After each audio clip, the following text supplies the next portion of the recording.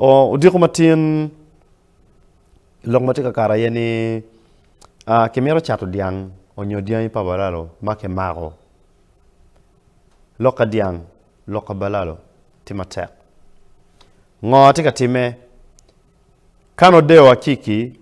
o karo ki lok lawo wachini kichwalo dul mon michero malo iko malami Uganda ikabirmo pat kame noni ke magaye diang pabalalo maromo diang miyangwen kia para chel ikom diang miyangwen kia para chel ke lego diang non ke tere chuk pa diang madit makalwani kona de matituin lao kama ke wachi ka wege diang ni pego lobo chik che Dyangi ki bicharo ngo matika time ki kome defense spokesperson ki coordinator matika na lokum operation o wachi eni gen geloni operation harmony koko pe ye gen gi chero kono kaneno kitma Balalo miro a kwere ki ko malami Uganda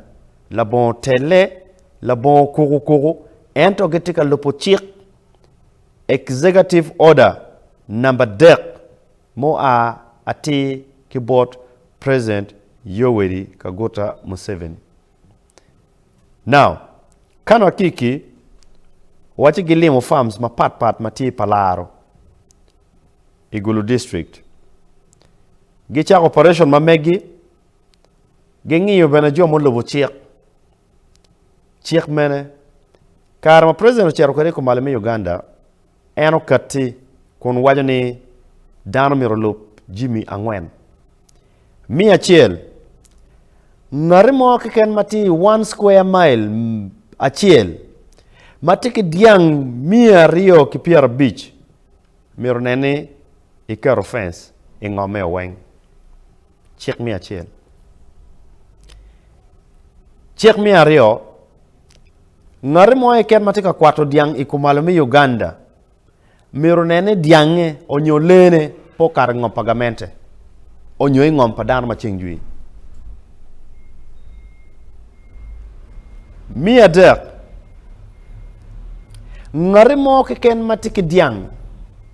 onyo diei miro nene ke kwenyu pi idia duol kama pat wek diei po kare o chet ka yelo dara mati wago Mia ngwen kono ini wilo ngom onyo ini tika pangu ngom geno miritim mireneni ngom ma ini wilo nyo tika pangu neni ikari fence Dyangi onyo dieni po kari o chet ka yelo dano matika bedo ngep pin ka bedo aruni maru ji mangwen mo karo executive order pa president Yoweri Museveni. Kana kiki ki team mamege wachi gen kumbeti gitika chero kad nemni team harmony onyo operation harmony dano mapego lobo chik eni madong ben dongo kwer ka lopone opiem ben do karo chonni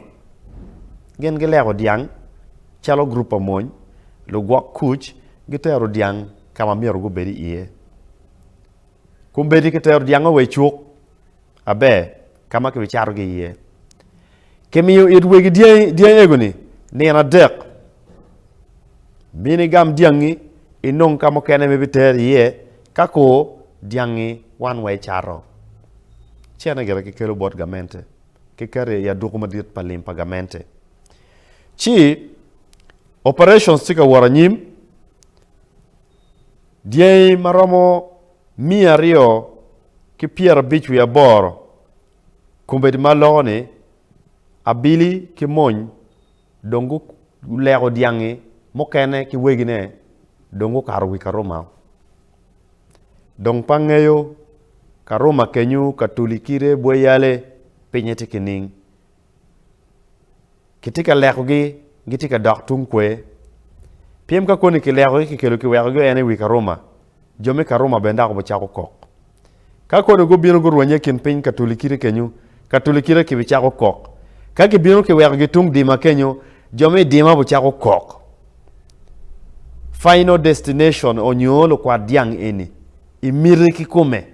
ki mete go dok kwe ki tegi kwe go a kwe piem ka ketika leko gimena leka ni wa kwanyo diang wo wa kerung kama koman tiro pero pa Balalo tiro pero pa dano ilo kalar ngom tiro pero pa dano ikit ni diang tika balo jimi pa dano piem kumbeti gen pego lobo chiek president logo ke chulo ito ni pip ngata munyu bene pe ngata gamu bene pe dia ima katika kwanyu gi eni ke keneti ku malame Uganda piem kete wachani waralo duong Gulu nyo duong ku malame Uganda olego dia imi ario ki piaro bor wouldn't be a big problem ku malame Uganda adi magiti kono en report make pe kamini wa lo kwad diang adi mati ku malame Uganda gitiki dia adi kabere madon ki fencing ti adi we need all these statistics mi konyo wa mini yang matut era ko to kamini wa mere eni yamu ki voy mati wiye malo eni wan ber mo beru kanyo warama mi dano logopa manu bena pepore actually mati ken pen kuja Latela mati ken pen kuja ukati ko to kamini wa lok o min wa ngo mati on ground lo kwad dia di mati ku malame Uganda gang maki waji ki fencing dana di mado fencing ngom gi ikoma di jomo pa ngom gi tigena di go pa ngom pe mwaga di go bo a wene piem kape kiti waji jomo miro fencing komere waji nongu a ke ngom pa gamente dana ma change coexistence ki Balalo tikining tie group wegi ngom mago karo go waji gen ge mi ngom yet Balalo chalo gen gipe ke per mo ken ki Balalo wan po kwero ento dire pour bedange onyo bet ko pm your decisions are solely your decisions o wero ko biro ma diet e ken wegi ngom ki Latela e levels ma pat o wero o kamo chalo wan wajini Latela ki wegi ngom ki dong joma tika ko ne weg ni chalo giti biya chara o kamo ana waji ke kana wedo tama chalo an la robe wachini konyo chuli tek piem keno kene tami tika konyo joma kin gang en joma kin gang e gere bot gamente ka guno chene ge lingo ini dong ka lwenyi ini dong chala ming doda miti ko pero eni watiro kining le ko Balalo kwanyo ki ko malame Uganda kwanyo ki amor kwanyo ki noya chorgi ikabere mu keneni potami kitika med pero diang make magon ka wegne pego gamada pingo kilipa liva pingo pike chato piem ka ke chako chat gi chako ni adani gamente o dagoge era ka to loko ko ga loga an pange ka jone ni gi munyi lok piem ka no gi munyi lok president ke come won lobo logo ki chayo don wono tika chara leko diang tika kerango wakor wanero ngo matime ngo mo bobiro ki don keto bo bedo kwede joma diang ki ngomge angeni igo chawo do yom ento beno mi runge ka food ngom mu peti ka kete teach ka furu pe ka furu ngom mo wachini meguni pe ka foot benati kenyo ki bilipe ki dugu chen lu ronyine mo kene lu volne mo kene bo biro bo volo wo ki min wu chene o charu ngom wo dire no ke kele jomoni e ngom kenyo piem ki ne chalo pe ka teach kwede don ngom mu mi rotimu wakero ngom wa e teach wek lu ranyi ki lu vomine mogo pigu beta no kare mi bino ka volo wa ki umu wangwa ki chene kono chene eni bana da ka wano